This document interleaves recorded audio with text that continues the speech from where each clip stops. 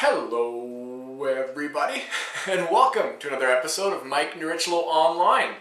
So today's show, the 2010 Vancouver International Playhouse Wine Festival is coming up, just over a month away. So I thought I would talk a little bit about that and taste a couple of wines that I'm sure will be represented there. I was in the liquor store today and I'm like, I kind of feel like doing something on the wine festival. What wine should I pick up? This year's wine festival is featuring New Zealand and Argentina are kind of the main featured wine growing areas of the world.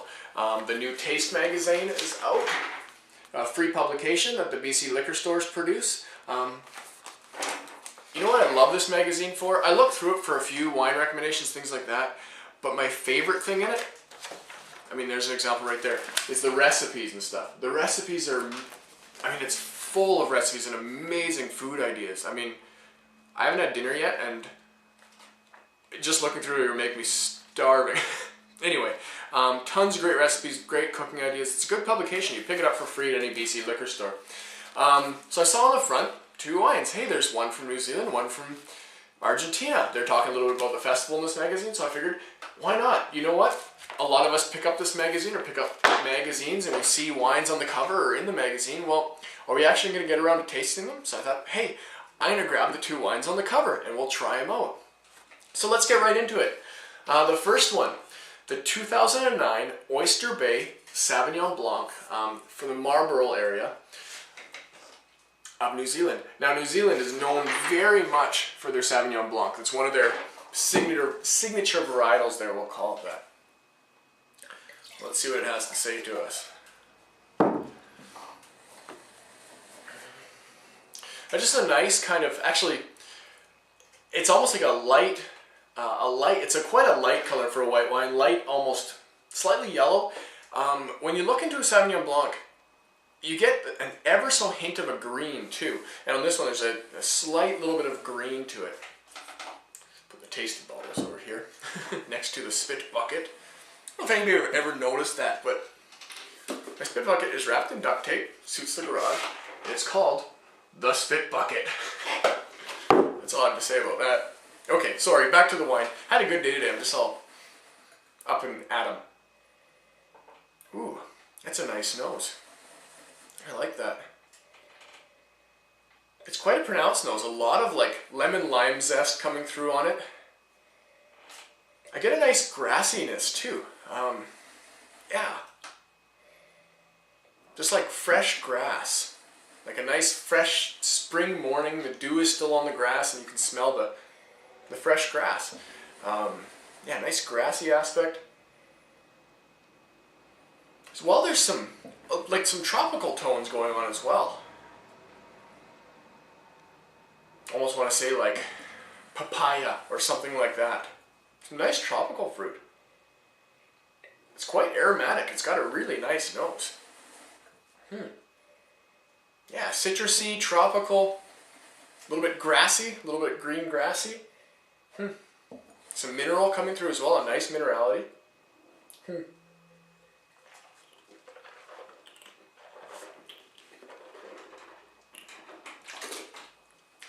Okay. Wow. It's got a beautiful tart acidity in the back end. Very limey. Reminds you, it's very much lime. Nice tart lime acidity. A nice puckery tartness, but like refreshingly puckery tartness. It's really well balanced, the acidity in it and the tartness. Beautiful length. It just keeps going. It's a nice wine. I am cool with them putting it on the cover of the magazine. It's got also a nice creaminess to it as well. Almost kind of like a, let's see.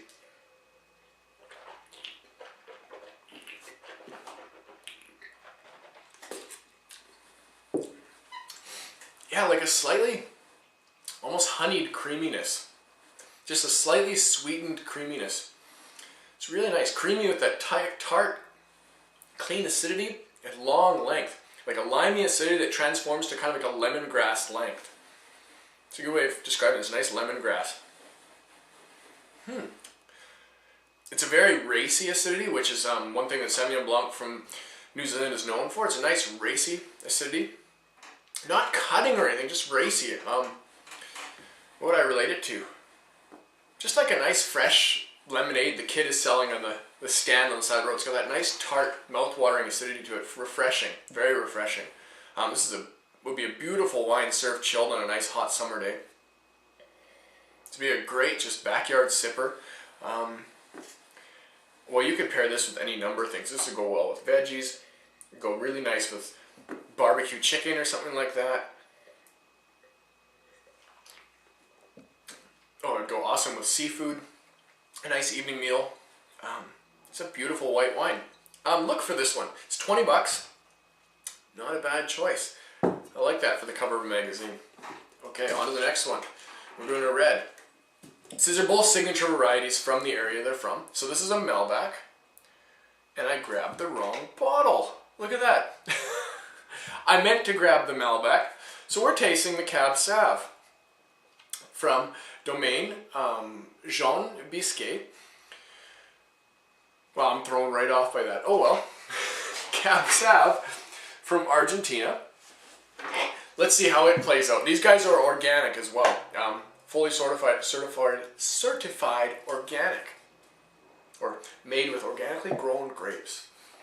Let's see if they say anything interesting on the back. Give my glass a bit of a rinse here. Well, I meant to taste both bottles in the cover of the magazine, but same producer, just different variety of Cab Sauv. Like I said, Malbec is very well known in Argentina. It's kind of their signature variety. I think Cab Sauv does quite well there as well. It's 2008 Cab Sauv from Jean Bisquet, or Bisquet, however you want to say it. Ooh.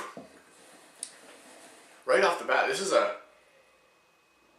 quite a terroir, almost driven wine. This reminds me very much of a South African wine, actually. It's a big Cab Sauv, a lot of barnyard coming through. Really interesting barnyard. Barnyard and kind of cured smoked meat. Bacon-esque, we'll put it that way. Actually, bacon is a good descriptor. Barnyard bacon. Some like black currants. Maybe black currant and black raspberry, something like that. Nice nose. It's got some green to it. A little bit of something vegetal coming through on the nose as well.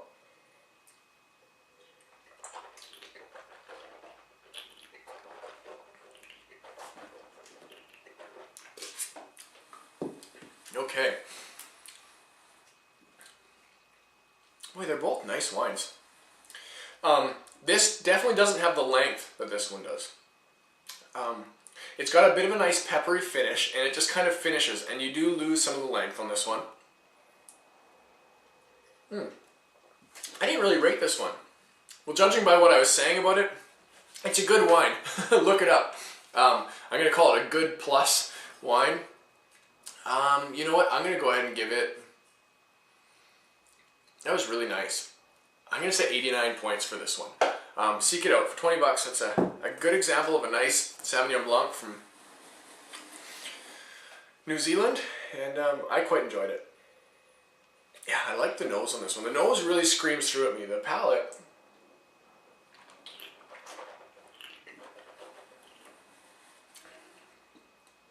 Definitely like a nice, like tart red fruits, like, well, I'd almost say like a nice black raspberry, maybe red currant. Quite tart, nice acidity to it. Nice tannins, they're definitely prevalent, but nothing over the top. It's got a nice kind of wooded spice and a hint of kind of pepper on the finish. Now the finish is lacking a little bit in length. It's there, but it doesn't linger for any long period of time.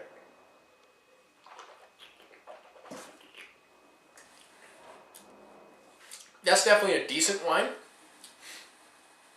Yeah, I'll call this a decent wine. $16 for this one. Too bad it's not an example of Malbec from Argentina. I was all set on doing Malbec, but oh well, I'll do that one for you as well another time.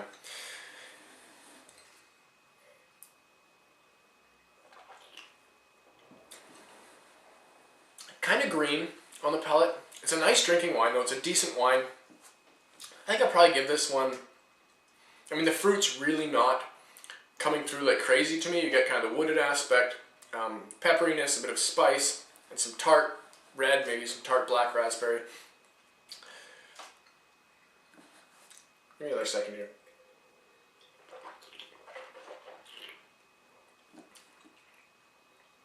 Yeah, I'll say a decent wine. I'll give it 85 points. So there you have it. The 2010 Vancouver International Wine Festival is coming up, just over a month away. I'm super excited. I'm going to be all over the place when I'm there. Lots of events to go and see and things to do. Hope to see you there as well. And that's about it. You guys all have a great afternoon, and we'll see you next time.